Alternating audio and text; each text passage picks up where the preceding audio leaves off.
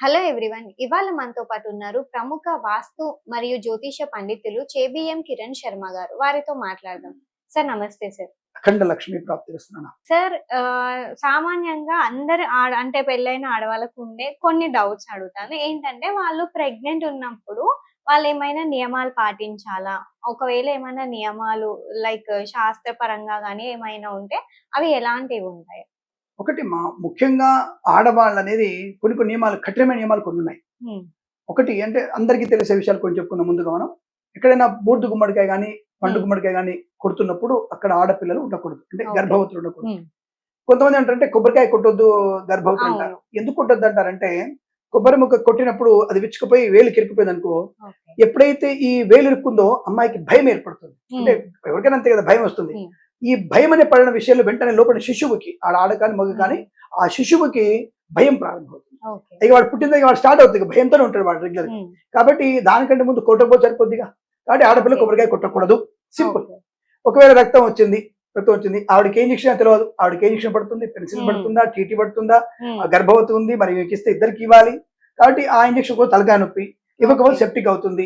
ఈ తలకాయ నొప్పి కన్నా కొట్టకు, అయిపోయింది, కొట్టను, సింపుల్. ఏ రోగం లేదుగా. కాబట్టి అదొక క్లారిటీ. ఆ గుమ్మడికాయ కొట్టడం, కొబ్బరికాయ కొట్టడం. గుమ్మడికాయ ఎందుకు కొట్టదంటే ఒక గుమ్మడికాయ, పండు గుమ్మడికాయ కొడితే 16 మేకలు బలి ఇచ్చినట్టు. కాబట్టి మనం అక్కడ కూష్మాండ బలి చేస్తున్నప్పుడు అక్కడ ఉండకూడదు. అలాగే కొంతమంది బ్రాహ్మణులకి ఉపనయనం జరుగుతుంటే జంజం వేసేటువంటి పూజలు ఉంటాయి, ఉపనయనం అంటారు దాన్ని. ఉపనయన సందర్భంలో కొన్ని మంత్రాలు ఉంటాయి, 6 మంత్రాలు ఉంటాయి. 6 మంత్రాలు గర్భిణి వినకూడదు. ఆ మంత్రాలు వినడం వల్ల గర్భ విచ్ఛిత్తి అవుతుంది. ఎట్టి పరిస్థితుల్లో వాళ్ళు గర్భవతులు అక్కడికి వెళ్లే ప్రయత్నం చేయకూడదు. రెండోది, కొన్ని ఆచారాల్లో ఇంట్లో 2 కోడలు ఉంటారు. 2 కోడలు దేవుడి దేవల్ల ఒకేసారి గర్భవతులు. ఇద్దరు ఒక ఇంట్లో ఉండవచ్చు. అంటే 2 కడుపులు ఒక ఇంట్లో ఉండకూడదు. అంటే 2 గర్భాలు ఒక ఇంట్లో ఉండకూడదు. ఎందుకంటే నత్తి రావడము, పిల్లల్లో ఆటిజం రావడము, అంటే ఇద్దరి కడుపులో ఉన్నటువంటి శిశువులకి ఆకర్షణ శక్తి ఎక్కువ ఉంటుంది. అది మనకు కనబడదు అంతే, చాలా ఆకర్షణ శక్తి ఉంటుంది. ఎందుకంటే వాళ్ళు నీళ్ళలో ఉంటారు, ఒక మాయలో ఉంటారు. ఆ నీళ్ళలో ఉన్నటువంటి శక్తి వాళ్ళకి ఎక్కువగా ఉంటుంది, వెరీ పవర్ఫుల్ శక్తి ఉంటుంది. కానీ ఇద్దరి మధ్యలో ఒక రకమైనటువంటి భావోద్వేగాలు ఏర్పడి ఒకళ్ళకొకళ్ళు శత్రుత్వం పెంచుకుంటారు. కాబట్టి 2 కడుపులు ఇంట్లో ఉండొద్దు, అంటే 2 గర్భవతులు ఇంట్లో ఉండొద్దని సామెత. కాబట్టి అట్లాంటి వాళ్ళు ఇంట్లో ఉండకూడదు, ఒక గర్భం వాళ్ళు ఇంట్లో ఉండకూడదు. ఆడపడుచు కోడలు కూడా ఇంట్లో ఉండకూడదు, అంటే 2 గర్భాలు కూడా ఇంట్లో ఉండకూడదు. ఏవైనా సరే 2 గర్భవతులు అంటే 2 గర్భాలు ఇంట్లో ఉండకూడదు అని వాస్తవం. కానీ అలాంటి గర్భాలు ఇంట్లో ఉండకూడదు, అదొకటి ఆటోమేటిక్ గా మనం 10 మందికి ఇది ఆచారంగా వస్తున్న విషయమే, శాస్త్రీయం కూడా. అలాగే గర్భవతులు ఎప్పుడు కూడా పడవల మీద ప్రయాణం చేయకూడదు. ఏమండి భాగ్యనగరంలో హుస్సేన్ సాగర్ ఉందండి, బోటింగ్కి వెళ్ళొచ్చా? ఏమండి Srisailam to Visakhapatnam, Srisailam to Vijayawada boat ఏర్పరిచారు, మేము మంచిగా దాంట్లో వెళ్ళొచ్చా, సరదా వెళ్ళొచ్చా, మంచి వాటర్ కదా అంటే వాటర్ కి చాలా ఆకర్షణ ఎక్కువ ఉంటుంది, వెరీ పవర్ఫుల్ శక్తి వాటర్ కి ఉంటుంది. ఇందాక మనం చెప్పుకున్నాం, గర్భంలో శిశువు మాయలో ఉంటాడు, ఆ నీళ్ల మాయ అటువంటిది. కాబట్టి నీటికి శక్తి ఎక్కువ. కాబట్టి ఎట్టి పరిస్థితుల్లో, ఎందుకంటే అందుకనే రజస్సులైన వాళ్ళ ఆడపిల్లలు కూడా వెంటనే బోట్ ఎక్కకూడదు. అలాగే నెలసరి ఉన్నటువంటి టైంలో ఆడపిల్లలు వస్తున్న టైంలో కనుక బోట్ ఎక్కితే వెంటనే నెలసరి వచ్చేస్తుంది, ఎట్టి బదులు. ఇంకోటి, నెలసరి ఉన్న వాళ్ళు నీళ్ళ మీద ప్రయాణం అసలు చేయకూడదు, చాలా దోషం, పరమైనటువంటి పాపాన్ని మూట కట్టుకుంటారు. కాబట్టి గర్భిణీ స్త్రీలు కూడా అటువంటి నీటి మీద ప్రయాణం చేసే అవకాశం ఉంది. రెండవది, అందరూ చేస్తున్నారు కానీ విమాన ప్రయాణం కూడా మంచిది కాదు. అంటే ఊపిరితిత్తులటువంటి ప్రమాదం ఏర్పడే అవకాశం ఉంది కనుక గర్భవతులు విమాన ప్రయాణం కూడా చేయకూడదు, అది మంచిది కాదు. మరి ఇక్కడి నుంచి అమెరికా వెళ్ళిపోతున్నారు, 18 గంటలు ప్రయాణం చేస్తారు. కాబట్టి ఇప్పుడు చేయకూడదు అని చెప్తాం, చేస్తే ఏమవుతుంది, చేస్తున్నాం అంటే నీకు పుట్టిన తర్వాత నీ కూతురు నీ కొడుకు పెరుగుతున్నప్పుడు 8వ ఏడు వచ్చిందండి, మా అబ్బాయి చదువుకోవట్లేదండి, మా అబ్బాయికి మార్కులు రావట్లేండి, మా అబ్బాయికి అసలు మాట్లాడండి, మా అబ్బాయికి నత్తి వస్తుందండి, అప్పుడు ఎక్కువ దూరం అంటే మీరు పట్టించుకోరు. అది మా మంచి కొడుకు పుట్టాయండి, బ్రహ్మాండంగా, మా కూతురు చాలా బాగుందండి, కుందర బొమ్మలా ఉందండి, బ్రహ్మాండంగా మా ఆయనకి మంచి ఉద్యోగం వచ్చిందండి, మీరేంటి అబద్ధాలు చెప్పారు, బ్రహ్మాండంగా పెరిగిపోయాం, మంచి శుద్రం అయింది. వాడు 5 ఏడు వచ్చిన తర్వాత, నమస్కారం కిరణ్ శర్మ గారు, మా అబ్బాయి పుట్టాడండి, పలానా డేట్ అండి, వాడికి మాటలు రావట్లేదండి. మేము హిస్టరీ అడుగుతాం, ఏం చేశారమ్మా, ఎక్కడున్నారమ్మా, మేము ప్రయాణం చేస్తాము. మరి ఆ ప్రయాణ దోషానికి ఇప్పుడు ఏం చేయాలి, దానికి సంబంధించి హోమాలు చేసుకోవాలి, ప్రాయశ్చిత్తాలు చేసుకోవాలి, దీనికి బంగారు పుల్ల మీద నాలుక మీద రాయాలి, గాయత్రి మంత్రం రాయాలి, సరస్వతి బీజాక్షరాలు రాయాలి, మరి ఇన్ని చేసుకోవాలి మేము. ఇవన్నీ చేయడానికి ఇదంతా ట్రాష్, ఇంత మ్యాష్ మధ్యలో జన అజ్ఞాన వేదిక ఆడవస్తాడు. ఇది చేసి తప్పు బోరిగాడు బైరిగాడు కొంతమంది ఉంటారు, వీళ్ళు మా మీద పడతారు వచ్చి ఇప్పుడు. కాబట్టి చెప్పింది వినకుండా మీరు చేసి తర్వాత ప్రాయశ్చిత్తానికి పూజలు అనగానే మా మీద పడడం ఎందుకు? ఇటువంటి నీళ్ల ప్రమాదం వల్ల వాడికి గుండె సమయటువంటి వ్యాధి వచ్చే అవకాశం, వాయు ప్రమాణం వల్ల వాళ్ళకి మతిస్థిమితం వచ్చే అవకాశం, ఎదుగుదల లేకపోవడం, మాటలు రాకపోవడం జరిగే అవకాశం ఉంటుంది. అగ్ని ప్రమాదం అవుతున్నప్పుడు ఇక నేను హీరోయిన్ 3 నెలలు ఉంటుంది అమ్మాయి అయితే నేను అర్జెంట్ కాపాడని చెప్పేసి వెళ్ళకూడదు. అగ్ని ప్రమాదం వల్ల లోపల మీ శిశువుకి కుడి కాలుకి ప్రమాదం, వికలాంగుడు పుట్టే అవకాశం, దివ్యాంగుడు పుట్టే అవకాశం ఉంటుంది.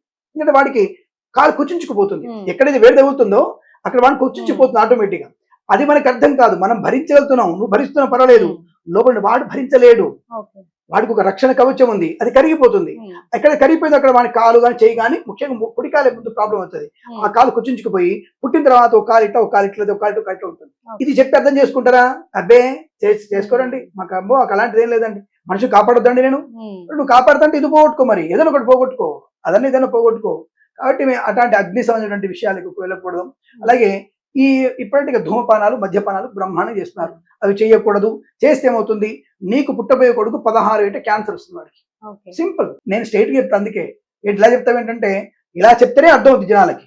నువ్వు రోజు గర్భవతివి, నీ ఫ్యాషన్ స్టైలు, ఇవాళ పెళ్లి హోటల్ చూడట్లేదు, అందరు ఆడవాళ్ళు శుభ్రంగా తీస్తున్నారు, సీర తీస్తున్నారు, తాగుతుంటారు. నేను ఇక్కడ టీ తాగడానికి వెళ్తే కూడా పక్కన శుభ్రంగా వాళ్ళు వెలిగిస్తూనే ఉంటారు. చూడండి, నేనే అసలు దూరంగా ఉండడానికి తీసు శుభ్రంగా తాగుతూ ఉప్పు ఉప్పు అనుకుంటూ వాళ్ళతో మాడుతుంటారు, ముచ్చట పెడుతూ ఇద్దరు షేరింగ్, మళ్ళీ మొగోడు ఆడుతూ షేరింగ్. వాడికి ఏ క్షయ ఉందో నీకే క్షయ ఉందో, నీకే క్యాన్సర్ ఉందో వాడికే క్యాన్సర్ ఉందో. మరి ఇటువంటిది నువ్వు గర్భవతి అయితే నీకు క్యాన్సర్ వచ్చి ఆటోమేటిక్గా నీ కుమారుడికో నీ కూతురుకో క్యాన్సర్ వచ్చేస్తుంది, ఖచ్చితంగా వస్తుంది, అందులో సందేహమే లేదు, అక్కర్లేదు. కాబట్టి అటువంటివి అనేది చేయకూడదు అనే విషయం వాస్తవము. ఇటువంటి ప్రయాణాలు కానివ్వండి, ఇలాంటివి అంటే కొన్ని నియమాలు ఖచ్చితంగా ఉంటాయి కాబట్టి చేయకూడదు. మరి ఏం చేస్తే మంచిది, వాళ్ళు ప్రశాంతంగా ఉండడానికి ఏం చేస్తే మంచిది అంటే, నీ మతంలో నువ్వు ఏదైనా ప్రార్థన చేసుకో. ఇప్పుడు హిందువుల గురించి మనం చెప్పట్టే, గర్భవతి అనేది ముస్లిమ్స్ ఉంటారు, క్రిస్టియన్స్ అందరూ ఉంటారు. నీ మతంలో నువ్వు గర్భవతి ఉన్నప్పుడు నీ ప్రార్థనలు చేసుకో. నువ్వు నమాజ్ చేసుకుంటావా, నువ్వు ప్రార్థన చేసుకుంటావా, లేకపోతే క్రిస్టియన్ అటువంటి నీ యొక్క స్తోత్రపాఠం చేసుకుంటా, నీ ఇష్టం. ఇక్కడ మాత్రం అంటే హిందువులు మాత్రం తప్పకుండా లలితా సహస్రనామ పారాయణం చేసుకోవాలి, భాగవత పారాయణం చేసుకోవాలి. ఈ రెండు కనుక నువ్వు చేసుకున్నట్టయితే నీ పుట్టబోయే శిశువు ఆడగాని మగగాని దేశ ప్రయోజనానికి ఉపయోగపడే అవకాశాలు ఖచ్చితంగా ఉంటాయి. కాబట్టి అటువంటి పాలన చేసుకోవాలి. అయితే గురుగారు, ఇట్లా గర్భిణీ స్త్రీలు పుణ్యక్షేత్రాలకి వెళ్ళకూడదు అని అంటూ ఉంటారు కదా, ఏ కారణం చేత వాళ్ళు వెళ్ళదు? తప్పకుండా. ప్రెసెంట్ ఒకటి ఏంటంటే మా గర్భవతి ఎప్పుడైతే తొందరగా నీరసపడిపోతుంది, తొందరగా నీరసం వచ్చేస్తుంది. ఎందుకంటే తన నీరుని లోపల శిశువు ఎక్కువ స్వీకరిస్తుంటాడు, అంటే తాగడు. కానీ వాడు తీసుకుని లోపల ఇంకో బాడీ ఉంది కదా, ఆ బాడీ తగినటువంటి నీళ్లు కావాలి, అది వాడి వేడికి తీసేసుకుంటుంది. అది కాబట్టి దాహార్త ఎక్కువగా ఉంటుంది, వేడి చేసే అవకాశం. వేడి చేయగానే ఆటోమేటిక్ అవుతుంది, రక్తస్రావం అవుతుంది. అంటే తప్పకుండా అమ్మాయికి అటువంటి వేడి ఎక్కువైనప్పుడు రక్తస్రావం అయ్యే అవకాశం, అంటే శిశువు ప్రాబ్లం అయ్యే అవకాశం. కాబట్టి ప్రయాణాలు చేయొద్దని చెప్తారు. రెండవది ఇప్పుడు ఏమంటారు, మళ్ళీ దాని వెంటనే ఏసీ ఉంది కదండి, ఏసీ ట్రైన్ వెళ్ళిపోతాం మేము. ఏసీ ట్రైన్ నీకు శరీరాన్ని పడుతుంది, లోపల ఉన్న వాడికి ఏసీ ట్రైన్ కాదు వాడికి కావాల్సింది. వాడికి ఆ ఉమ్మ నీరులో ఎంతవరకు వేడి కావాలో అంతవరకు ఉన్నాడు వాడు. నువ్వు ఎండలో తిరిగినప్పుడు ఇంటి పని చేసే ఆడవాళ్ళు ఉంటారు, గర్భవతులు, పాపం వాళ్ళు ఆ పని చేస్తున్నారు, వాళ్ళ కడుపులో శిశువు ఉన్నాడు. నువ్వు ఏసీలో కూర్చొని సాఫ్ట్వేర్ పని చేసినా నీకు శిశువు ఉన్నాడు. కానీ మీ ఇద్దరికి ఎవరికి ఆరోగ్యం పుట్టుపడుతుంది అంటే, ఆ కూలి పని చేసుకున్న ఆవిడకి ఆరోగ్యం పుట్టుడు పుడుతున్నాడు, పుట్టుక పుడుతున్నాడు. కానీ ఈ రోజు రేపు ఎట్లా అంటే డాక్టర్సే చెప్తున్నారు, అంటే మీరు బెడ్డే దిగొద్దు, అసలు ఏ పని కూడా చెయ్యకండి, ఇవన్నీ అబద్ధాలు, బెడ్ రెస్ట్ తీసుకోండి, ఇవన్నీ కూడా అబద్ధాలు. ఎందుకు వాళ్ళు నిజమే, వాళ్ళు ఏం చెప్తున్నారంటే వీళ్ళ యొక్క శరీర తత్వము పట్టుతూ కోల్పోయింది. ఇప్పుడు ఉన్నటువంటి జనరేషన్ లో ఆడపిల్లలకి ఈ గర్భసంచి పట్టుతూ కోల్పోయింది. కాబట్టి ఈ ప్రాబ్లం. కాబట్టి దానివల్ల ఏంటంటే ఈ తలకాయ నొప్పి మనకి, యూ హ్యావ్ టేక్ రెస్ట్ అమ్మ, 3 months బెడ్ రెస్ట్ అని వాడు మందులు ఇస్తా ఉంటాడు, ఐరన్ మందులు ఇస్తాడు. అప్పుడు గర్భం గట్టిగా అవుతుంది, అప్పుడు పని చేసుకోవచ్చు అంటాడు. ఇక్కడ మనకి ప్రారంభం నుంచే నిషేధత్వాన్ని మెట్లు ఎక్కమని చెప్తుంది, దిగమని చెప్తుంది మన శాస్త్రం. ఈ ఆయుర్వేద శాస్త్రం ఆడపిల్ల గర్భవతి అయినటువంటి పిల్ల మెట్లు ఎక్కువ దిగుతూ ఉండాలి. అప్పుడేమవుతుంటే నీ యొక్క నడుము కండరాల యొక్క కదలిక దగ్గర కావడం వల్ల నీకు డెలివరీ సునాయాసమైనటువంటి ప్రసవం అవుతుంది. ఇది కదా నేను చెప్పేటువంటి శాస్త్రం. అందుకే ఆయుర్వేదం అనేది ఒక భాగం ఇది మన శాస్త్రంలో. బట్ అటువంటి తత్వం వల్ల మీకు ఏమవుతుంది, ఈ నడుము కండరాలు విడుదల వాళ్ళగా లీవ్స్ అవ్వాలిగా అయినప్పుడు ఎక్కువగా మీకు అనుకునే ప్రసవం అయ్యే అవకాశం ఉంటుంది. అలాగే మీరు కొండల ప్రాంతంలో, తిరుమల అనుకోండి, శ్రీశైలం అనుకోండి, కొండ ప్రాంతానికి వెళ్తున్నప్పుడు కొండలు చూడడానికి మనం చలిగా ఉంటాయి, చల్లగా ఉందనుకుంటాం. కానీ మనం ప్రయాణం చేస్తూ నడుస్తున్నప్పుడు ఆ కొండ ప్రాంతంలో మనకి కాళ్ళు లాగుతుంటాయి. ఈ లాగడం వల్ల పిల్లవాడికి లోపల శిశువుకి అనారోగ్యం వచ్చే అవకాశం ఉంటుంది. తొందరగా వాడికి నిద్రమత్తు రావడము, శ్వాస తీసుకోలేకపోవడం, పుట్టిన తర్వాత వాడి ఎదుగుదల కష్టంగా అవుతుంది. కాబట్టి కొండల ప్రాంతంలోకి వెళ్ళకూడదని చెప్తారు. ఆకాశ మార్గంలో వెళ్ళొద్దని చెప్పాం. కొండలు ఎక్కిపోతాం, తిరుమల దర్శనం చేసుకుంటాం అంటే అక్కడటువంటి వివిధ రకాల శబ్దాలు పిల్లవాడికి సరిపడవు. కాబట్టి క్షేత్రాలకి, దేవాలయాలకి, కొండల మీదకి నదీ స్నానము, సముద్ర స్నానము ఎటువంటివి కూడా మీరు చేయకూడదు, అది మంచిది కాదు. రెండవది, ఇంట్లో కూడా అనవసరంగా అరవకూడదు. అసలు మొగుడు పిల్లల కేకులు వేసుకోవద్దు, అసలు గొడవ పెట్టుకోవద్దు, అసలు ప్రశాంతంగా ఉండాలి. అడ్డమైన యూట్యూబ్ ఛానల్ చూడొద్దు. మాలాంటి జ్యోతిష్యులు చెప్పేటువంటి అవే చూడండి. కామెడీ చూడండి. సంతోషంగా కామెడీ ఉన్నటువంటివన్నీ చూస్తే పర్వాలేదు. అది కూడా బూత్ కామెడీ కాదండి. మంచి అనుకూలవంతమైన కామెడీని చూడడం వల్ల మీకు ప్రయోజనం ఉంటుంది. తప్పకుండా మంచి సంతానం పొందే అవకాశాలు బలంగా ఉంటాయి. అయితే వీళ్ళు ఇంట్లో పూజలు చేసుకోవచ్చు. బ్రహ్మాండంగా అంటే ఎలాంటి, అంటే దేవుడు పూజలు చేయడం గానీ, గుళ్ళకి వెళ్ళడం గానీ. చాలా మందికి ఇంకో అనుమానం ఏంటంటే, మా ఇంట్లో తద్దినం ఉందండి, మరి మా ఇంట్లో గర్భవతి ఉంది అమ్మాయి, మేము పిండాలు పెట్టొద్దు అంటారు. ఎవరు చెప్పాడు నీకు? ఏ శాస్త్రంలో ఉంది? రేపు డెలివరీ అయినా సరే నీ ఇంట్లో ఇవాళ తద్దినం ఉంటే పిండ ప్రదానం హాయిగా చేసుకోవచ్చు. పిండాలు మంచి పిండాలు చేసి పిండాలకి తిలతర్పణం కూడా వదులుకో, దానికి ఎటువంటి దోషము లేదు.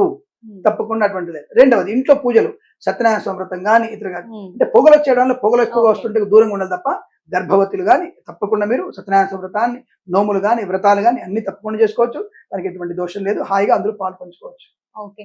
ఇప్పుడు గర్భవతి స్త్రీలు ఏవైనా, అంటే వాళ్ళకి ఎలాంటి దోషాలు ఏమైనా వస్తాయి? ఒకవేళ వాళ్ళు గర్భంతో ఉన్నప్పుడు ఏవైనా పనులు చేస్తే వాళ్ళకి దోషాలు వచ్చే ఎవరైనా సరే అవకాశాలు నెగిటివ్ ఏమైనా ఏదైనా చేసినప్పుడు, తప్పు పని చేసినప్పుడు దోషం ఎందుకు రాకుంటుంది? నువ్వు ఉంటాయా? కావాలని ఒక వ్యక్తిని తిట్టావు, కావాలని ఒక వ్యక్తిని అనవసరంగా దుర్మార్గంగా నిందించావు, ఆ దోషం నీకు పడుతుందిగా.